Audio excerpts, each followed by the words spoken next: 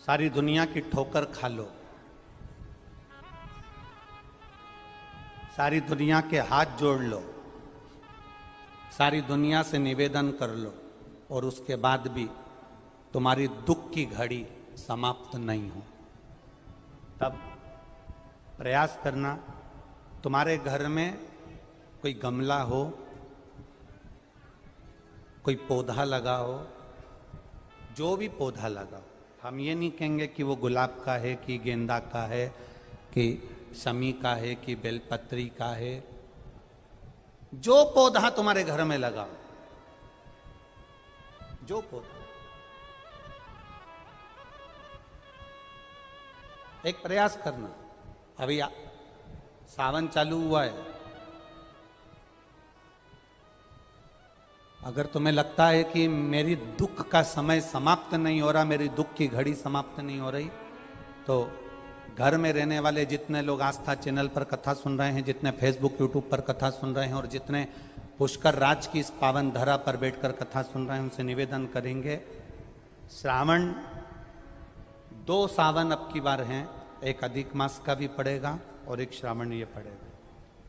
ये जब 2 श्रावण पड़ते हैं तो इसमें हरि और हर का मिलन होता है, हरि और हर का मिलन, क्योंकि अधिक मास जो है वो भगवान पुरुषोत्तम का है, भगवान विष्णु का, और सावन के मध्य में अगर पड़ रहा है तो देवाधिदेव महादेव के साथ भगवान हरि का मिलन हुआ है, इसलिए इसको हरिहर श्रावण कहते हैं।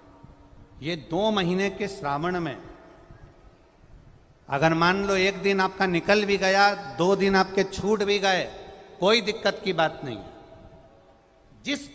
जो पेड़ तुम्हारे यहां लगा हो, जो पौधा तुम्हारे यहां लगा हो, जो वृक्ष तुम्हारे यहां लगा हो, जो क्यारा तुम्हारे यहां हो, कुंडी तुम्हारे यहां हो, उसी की मिट्टी को, उसी के पेड़ के नीचे, उसी पौधे के नीचे, उस मिट्टी को थोड़ा सा हाथ से उसको उठाकर एक लिंग की आकृति बना लें। उसमें जलाधारी बनाने की जरूरत नहीं, केवल लिंग की आकृति बनाकर उसी की पूजन वहीं कर कर पानी चढ़ाकर 15 से 20 मिनट बाद अपना काम करने के बाद उसी को उसी मिट्टी में विसर्जन कर दें, अपनी कामना कर कर। देवाधिदेव महादेव 2 महीने के बाद क्या देगा ये वही जान सकता है।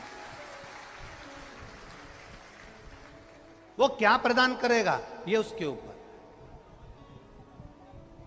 देख लिया हमने, बहुत प्रयास कर कर देख लिया, सारी दुनिया का हमने प्रयोग कर कर देख लिया। इनसे भी पूछा, उन्होंने कहा वाशरूम इधर बना दो, वास्तु शास्त्री ने कहा ये बना दो, ज्योतिष आचार्य ने कहा ये बना दो, उन्होंने कहा ये बना दो, उन्होंने कहा वो बना दो। हमने दुनिया का काम कर कर देख लिया, हाथों की अंगूठियां बदल कर देख ली, नग आभूषण बदल कर देख लिए, सोने की दिशा बदल कर देख ली, सीढ़ियों की दिशा बदल कर देख ली। अब जब सारी दिशा बदल कर देख ली, सारा काम कर कर देख लिया, उसके बाद भी अगर हमारी ग्रह दशा नहीं सुधरे, हमने सबके दरवाजे जाकर देख लिया, देवी देवता उनके भी धोख धोख के देख लिया, पर जब भी अगर हमारी दशा ना सुधरे तो फिर कहीं मत जाना, महादेव के चरणों में जाकर बस उसकी आराधना में लग जाना, फिर वो संभाल लेगा।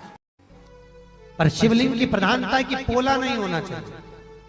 कई घरों में शंकर जी का शिवलिंग होता है तो वो ऐसा पीतल का बना होता है, तो नीचे से अंदर से पोला होता है। जो शिवलिंग घर में पोला होता है वो घर में लक्ष्मी को टिकने नहीं देता, पैसा रुकता नहीं है घर में, आया और गया, पैसा खर्च होता रहता है। पोला शिवलिंग नहीं चाहिए, शिवलिंग भरा हुआ होना चाहिए, ठोस होना चाहिए।